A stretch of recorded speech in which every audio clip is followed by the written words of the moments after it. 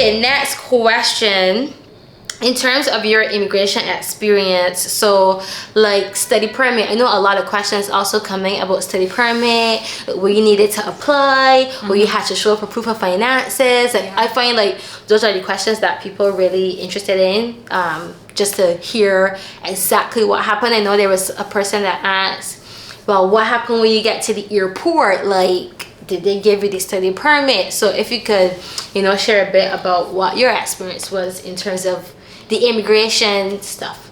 Okay, so regarding the study permit, you have to show a proof of funds. And for me, I showed my funds regarding tuition, and I think maybe the first semester of rent, and that was that. So they may ask you the questions, nothing. You like this was enough for them to say like you financially able to sustain yourself. So I showed my bank account. I showed my scholarships.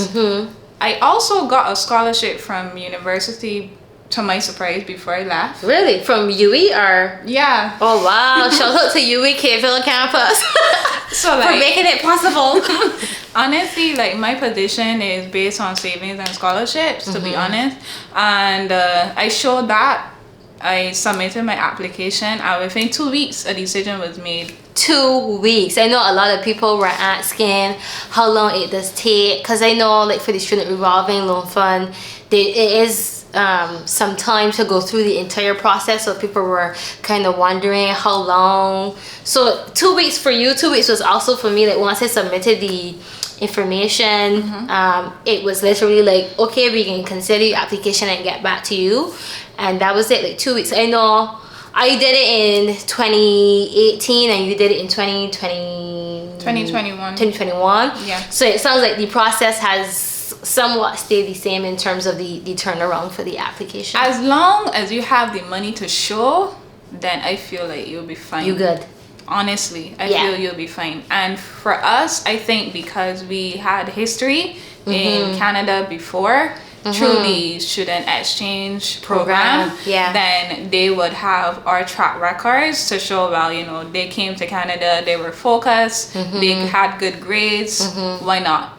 Yeah, I honestly, like looking back, I think too that also played a role, is because it was not the first time that we were entering Canada. Exactly. So I don't know if like people might have a different experience if they did not enter Canada before. Maybe like I know my husband, he did not do the exchange program. He's also in Canada. Maybe we could get him on to also share his experience. But we both did the student exchange program, did the semester in Canada, and then we applied for master's program. Definitely I recommend anybody to do the student exchange. Honestly, like that just was do it. That was I mean, like, because like you did your program in Niagara Falls, and I did my program in Alberta. And if you know anything about Alberta is like Antarctica, North Pole. Not really, but it was very cold, and I think like it was just really good to have a different experience from Barbados. Yeah. And I feel like that's why I decided that I can come back, and maybe that was the same for you too. Yeah, so like in addition to immigration, when I came to the airport, they asked for my documents. My school actually gave me a checklist that we should have. That's good. Like my school was so Your supportive. school was like, we can make sure Cherise get here, either by finances, by whatever support. We can make sure Cherise get here. So we had bulleted points on the papers that we had to print in order to walk with to the airport. Then when they asked for my intention in Canada, I just spoke to them, looking them straight in the face. You need to know your stuff, and you need to know where you're going. You can't stumble in the face of the immigration officer. So there are people that get denied for those reasons. Yeah, because they never know the address, or they never know where to stay, and exactly. It's like, how you even ready? Like, are you ready? Right. So just make sure that you understand everything that you need to understand so that you can get through smoothly. Another thing too is that with me, when I booked my flight, my flight to Halifax left me. Oh my goodness. I had to stay in the airport overnight, and So when you come to Canada and you have to do 2 flights, Like a connecting flight. try to give yourself enough time, because with the immigration process, it's not only you as a student that's coming in. There's so many students in the line. There's a lot of people, And guys. the immigration officers are gonna be like, you have to wait. Yeah.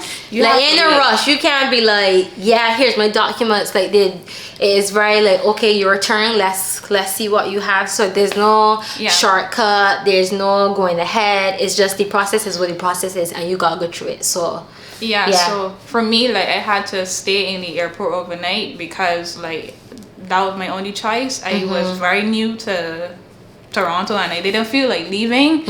And when I came to Halifax, my roommate was there to pick me up, and that was it. yeah. So then you got your permit at the airport. Yes, I In got Toronto. Yes, which would include the date that it would have expired and so on. So just make sure that everything on your study permit is in order before you leave to go to your province of Yeah. choice.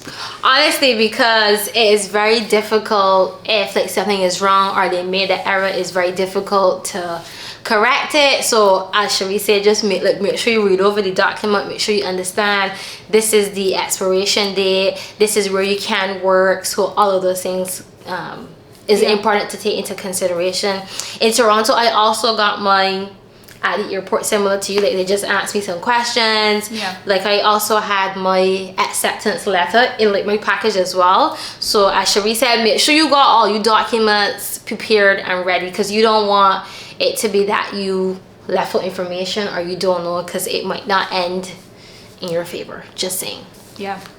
Okay, we're coming down.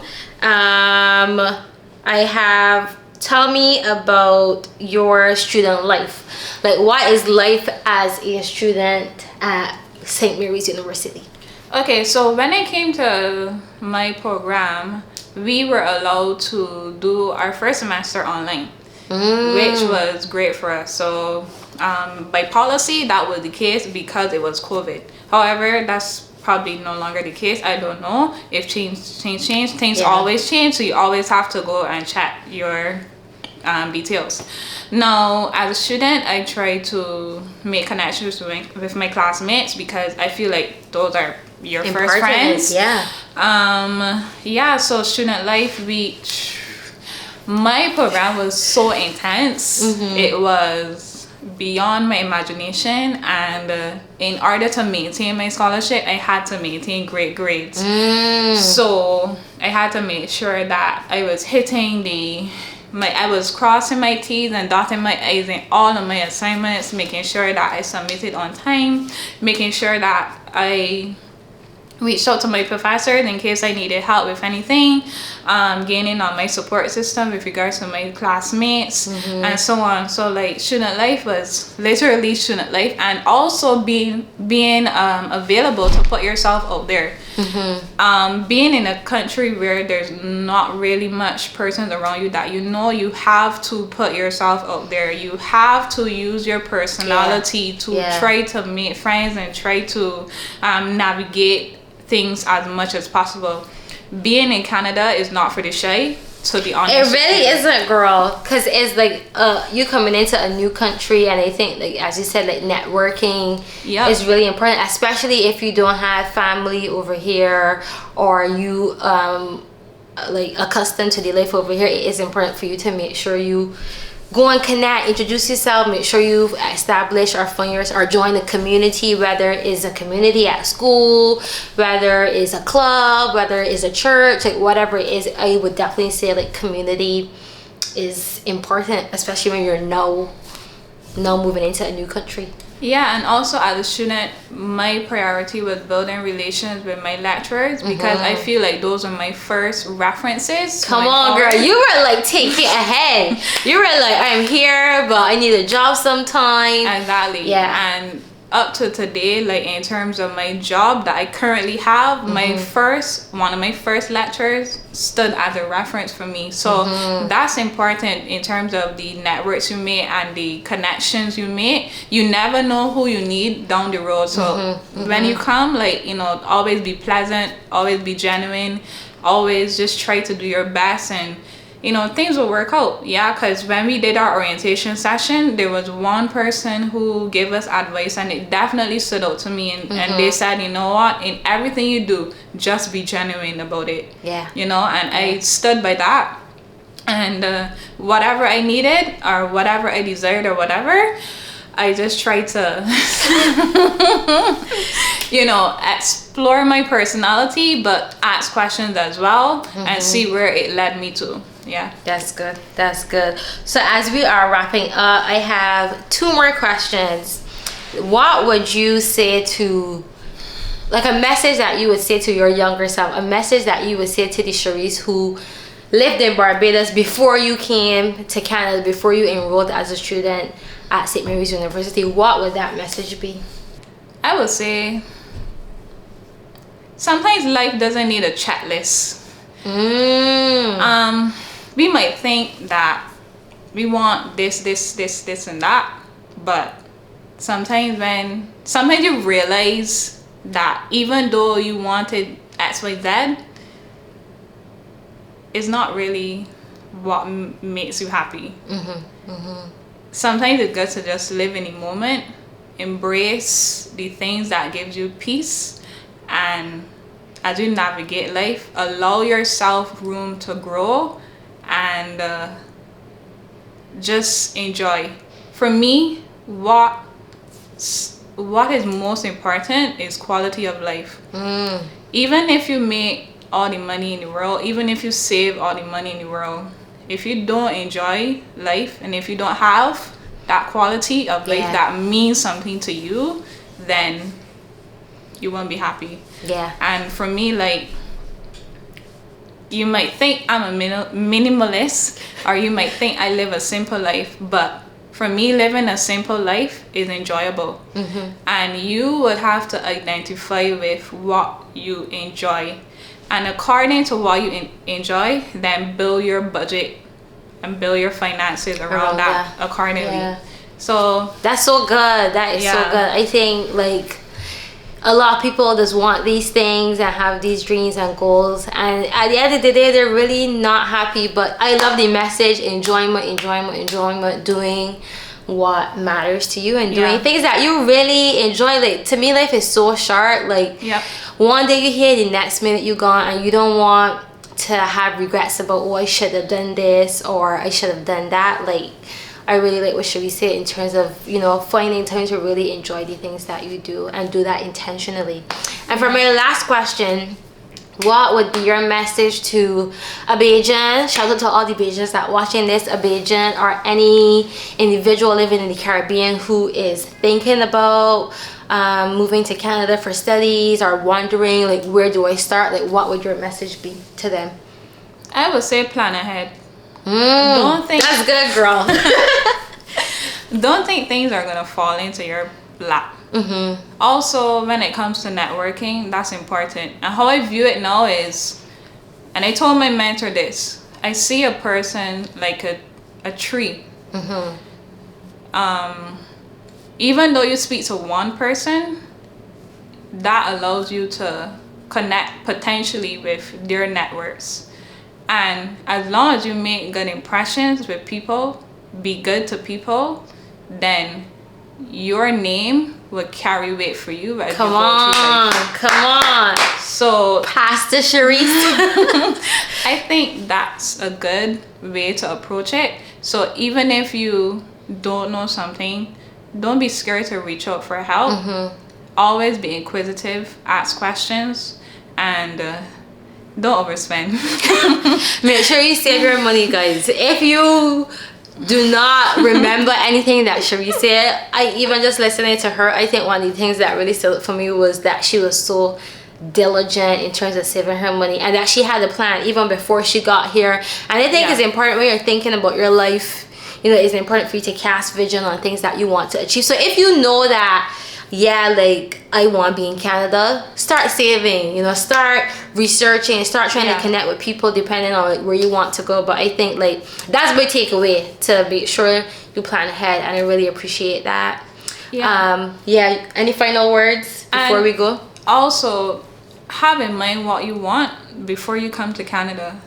Like, this goes towards even meeting with people. Have in mind what your output would be before you even meet that person, right? And before I came to Canada, I would always say, I want to be an analyst. I want to be an analyst. I want to work in my field. And today I am an analyst. Look at God. This is a living testimony here, guys. Don't you understand? Yeah, and today I work in my field. Today I work directly in relation to what I studied in my thesis. And I am beyond grateful.